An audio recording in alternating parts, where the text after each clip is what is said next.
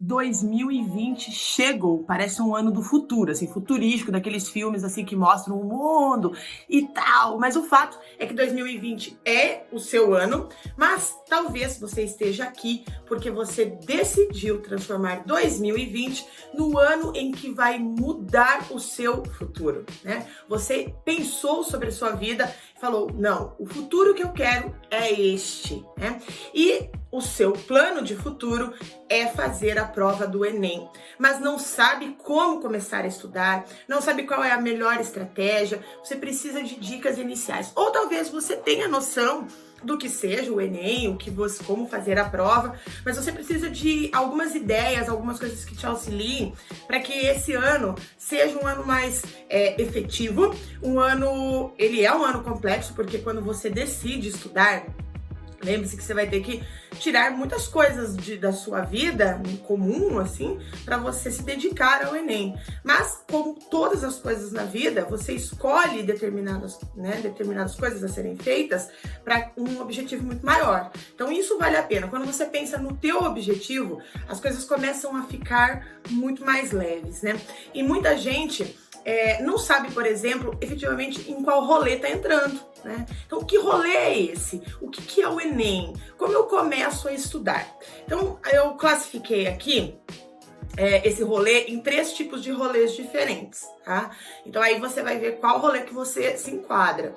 Você é o rolê de quem tá estudando por conta própria, ou seja, já terminou o ensino médio, inclusive pode até já ter feito uma faculdade, mas não se reconheceu nela, acha que você imaginava uma coisa e era completamente outra quando você entrou na faculdade, ou você gostava daquilo, mas você vê que essa profissão que você escolheu no passado não tem muito futuro, que você acha que uma outra coisa vai ser melhor e que você tem que retornar aos livros. Esse é um rolê.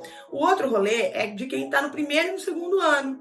Então, você é esperto, assim, você já aprendeu, já de cara, você já viu no primeiro ano do ensino médio que a coisa não é brincadeira e que você precisa se despertar o quanto antes.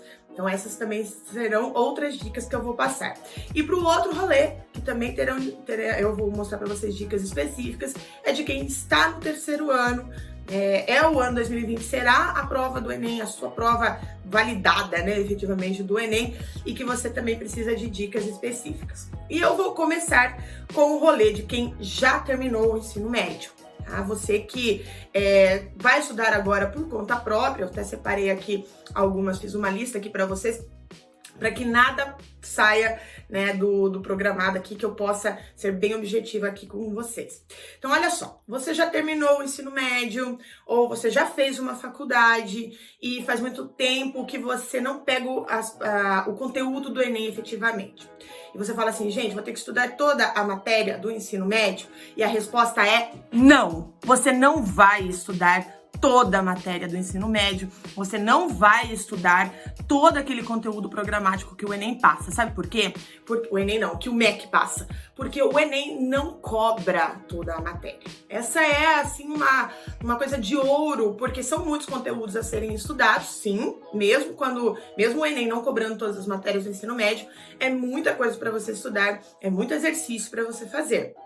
Então, você tem que selecionar quais são as matérias que mais aparecem dentro de cada disciplina.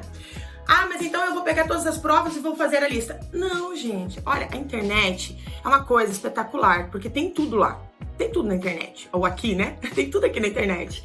Então, assim, tem vários canais de cursinhos, enfim, que separam, assim, quais são as matérias que mais aparecem no Enem. Aí você vê lá matemática, né, física e tal, e você vai selecionar por aí. Essa é a sua primeira tarefa, selecionar os conteúdos que mais aparecem na prova. Isso não significa estudar toda a matéria do ensino médio. Ao contrário, você vai estudar especificamente aquilo que aparece no Enem, beleza? Então, essa é uma dica de ouro para você não perder tempo com coisas que não vão acrescentar na sua prova. Eu não estou menosprezando determinados conteúdos, obviamente que não, porque não sou eu que faço a prova do Enem, né? Não sou eu que desenvolvo a prova, eles têm lá toda uma estratégia para isso. Então, a gente tem que entender que a banca quer saber se você sabe aquele conteúdo, tá? A segunda dica é o seguinte, tá? Tem muitas videoaulas na internet, conteúdos mil, tá? Tem vários, assim, youtubers que fazem aulas espetaculares, tem canais especializados como Motiva On, entre outros, tá? Que indicam, que mostram, né, ali os conteúdos que você vai ter que estudar depois que você selecionou aqueles conteúdos. Fala, então agora vou estudar Revolução Francesa, por exemplo. Então vai ter lá para uma aula, vai buscar aquela aula, né, desse conteúdo. Essa é uma dica, mas ela não vem sozinha, tá? Ela precisa, quando você estuda a aula de teoria, você precisa fazer exercícios. E essa é uma outra coisa legal, porque a prova do Enem, ela é um conteúdo, ela é um material para você. Então você vai buscar lá, assim, você coloca no Google, questões de... sei lá, vamos lá, já que eu falei da Revolução Francesa, questões de Revolução Francesa, Enem. Aí vai sair uma lista, já fizeram isso para você. Você só tem o trabalho de buscar as questões e resolvê-la. Então, o que você precisa ter na sua mão? Um livro de teoria, uma apostila, enfim, que você selecionou, tá? Buscar as videoaulas, porque você está estudando por conta própria. Eu estou imaginando que você está estudando por conta própria. Então, você vai buscar essas videoaulas na internet e resolver os exercícios, tá? Essa é a sua segunda tarefa, você que está estudando por conta própria. Mesmo que você já tenha terminado o ensino médio, ou se você está querendo complementar as suas aulas do ensino médio. A outra coisa que você precisa fazer, a sua terceira tarefa, é baixar as provas anteriores do Enem, tá? Então, o Enem antigo, né? Não, você não vai fazer, você vai baixar as provas de 2009 para frente, que foi quando o Enem foi reformulado. Porque o Enem não a prova do Enem é uma prova muito diferente da prova dos outros vestibulares. Ele tem uma linguagem diferente. Até a imagem da prova, né, ali do caderno de questões do Enem, ela é muito diferente porque ela é muito cheia de gráficos, muito cheia de textos, e charges, enfim, né? Então você já tem uma linguagem diferente nessa prova e é uma linguagem que você precisa entender. Sabe aquela coisa conhecendo o seu inimigo? É mais ou menos isso. Não que a prova do Enem é sua inimiga, ela é sua amiga. Porque é ela que vai determinar a sua entrada no seu curso, né? No seu curso na universidade. Mas entenda que você vai ter que ir, né, para a prova sabendo quem é essa prova, assim, Enem, quem é você na fila do pão, afinal de contas? Então você vai pegar as provas anteriores e vai resolver esses exercícios. Professora, né, você ergue o dedinho assim, mas professora, essa é a mesma coisa que no item 2? Assim, eu estudo a teoria e busco questões do Enem no Google? Não, é diferente, tá? Isso é uma tarefa. A outra tarefa é você estar com a prova do Enem completa na sua frente. Seja ela na tela do seu computador, ou seja ela impressa. Mas você precisa ter o conjunto da prova na sua cabeça. Baixa lá em PDF, deixa os arquivos lá. Provas do Enem anteriores, provas anteriores do Enem, enfim, deixa que ela passa e você mantenha uma rotina de fazer os exercícios do Enem. Mas eu não estudei esse conteúdo ainda. Faz um asterisco e coloca. Né, o conteúdo a ser estudado. E você já tenta enquadrar dentro daqueles conteúdos que mais aparecem na prova, tá? Então, essa é uma dica bem importante, a terceira dica para você que está estudando por conta própria. E agora, a quarta dica, ela é um pouquinho mais difícil para quem está estudando sozinho, que é a redação. A redação do Enem, ela tem uma particularidade, várias particularidades, na verdade, né? E você precisa estudar bem especificamente o que é essa redação, né? O que você vai fazer lá de intervenção, por exemplo, que é uma coisa específica do Enem. Tem algumas outras provas que acabaram copiando o Enem, mas é o Enem que veio com essa proposta de intervenção na redação, que você precisa aprender. E qual que é a questão? Você não vai conseguir corrigir a sua redação, não dá para fazer isso. Alguém terá que corrigir para você. Então aí você terá, né, que buscar algum professor que faça essa correção. Na internet mesmo tem vários canais que você envia a redação e eles devolvem para você corrigida, você paga lá um valor, mas é um valor baixo, não é um valor muito alto, é possível sim, tá? E aí você tem que fazer. Só que a redação é o seguinte, que você não pode Pensar assim, essa semana eu vou fazer uma redação por dia, mas aí na semana que vem eu não faço, que eu vou resolver os exercícios. Não rola. Redação é uma coisa que você precisa fazer constantemente. Não precisa fazer todos os dias, mas eu, pelo menos, faria 2 redações por semana. E essas 2 redações precisam ser corrigidas para que você possa aprender com aquilo que você errou, efetivamente. A redação do Enem vale 1000 pontos e você não pode dar mole com ela, tá? Então, vai lá e estuda e veja quem pode corrigir a sua redação. Se você tem um amigo, um irmão mais velho, alguém, enfim, que é bom em redação, que manda muito bem e puder pedir para ela, você pode corrigir, você pode ler a minha redação, também é válido, tá? Claro que sempre um profissional melhor, mas também é válido fazer essa leitura. Alguém tem que ler a sua redação, esse é um fato, beleza? Bom, então essas são as dicas para quem está estudando por conta própria. Agora, se você é o serzinho que acabou de entrar no ensino médio e está perdidaço, assim, tipo...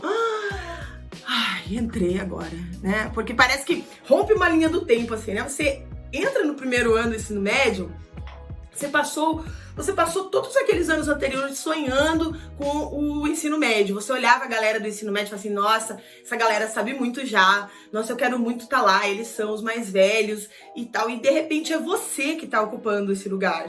E agora, o que fazer com essa responsabilidade?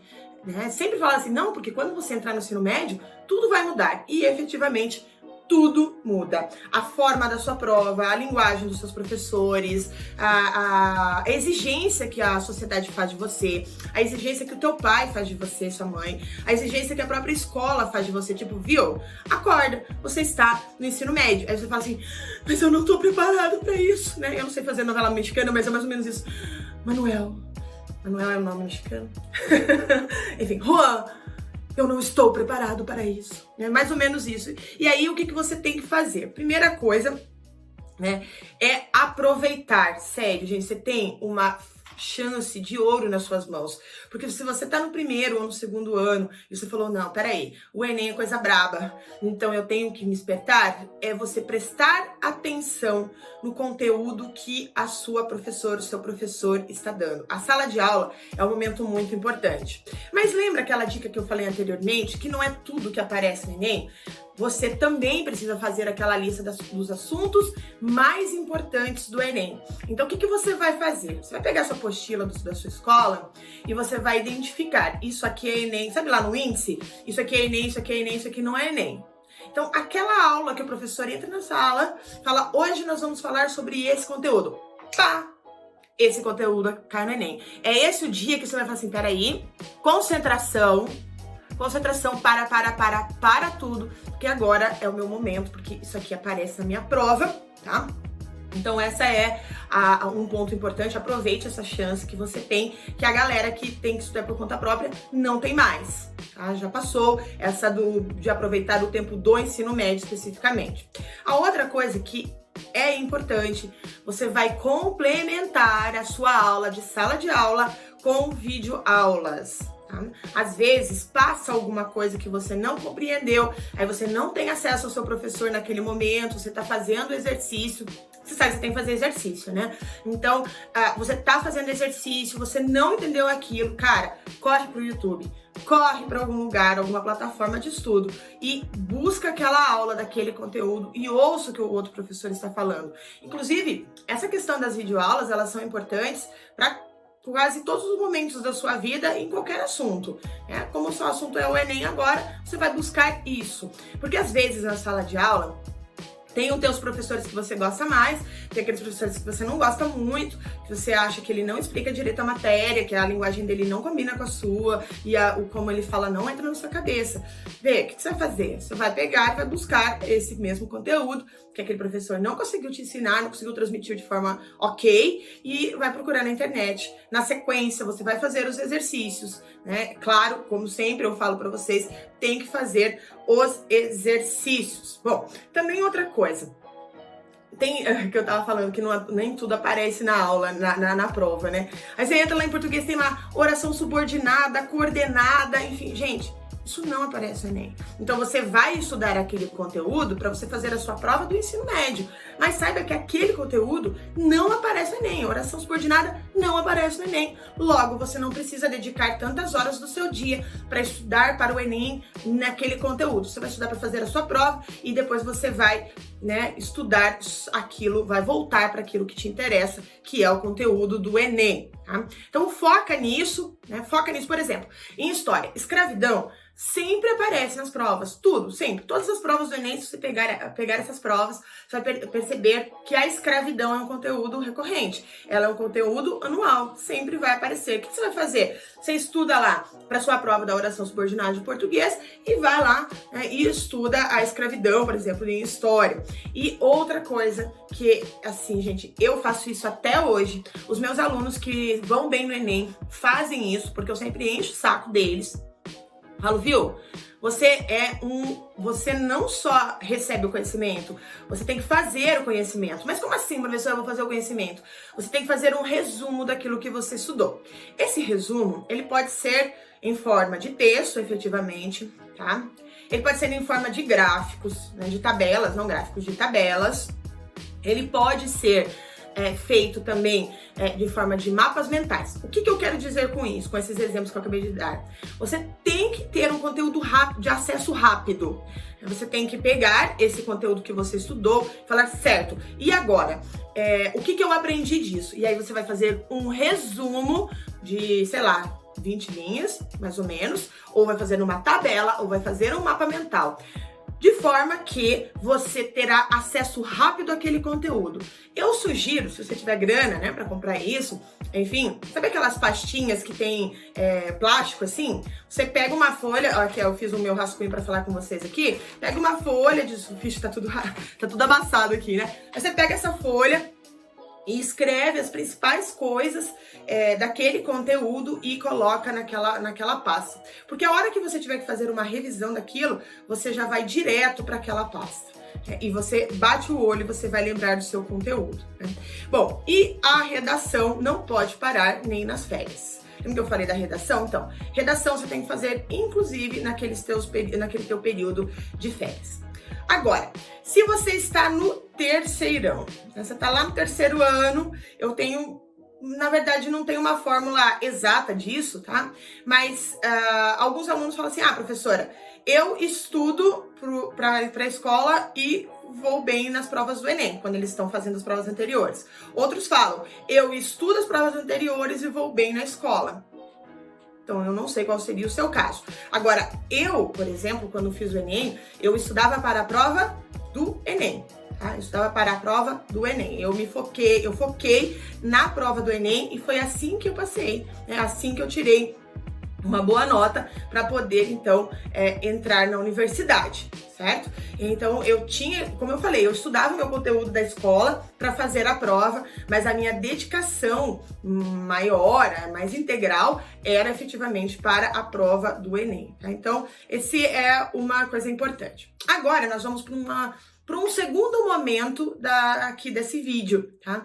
Que eu, na verdade, quando eu tava montando aqui pra vocês o script, né? Fiquei pensando, cara, se hoje eu estivesse fazendo o Enem, se eu estivesse no ensino médio, que conselhos eu gostaria de ter ouvido para que o meu ensino médio, né, pudesse ser melhor, pudesse ter sido menos tortuoso, assim, né, menos complexo, com menos choradeira, enfim, né. Eu lembro quando eu estava fazendo, no dia que eu fui fazer a prova do Enem, teve uma super revisão e tal na minha escola, e aí o meu professor de química, ele colocou aquela música, Nossa Senhora, me dê a mão. Cara, eu chorei tanto, porque parecia que passou o ensino médio, me dava vontade de chorar agora.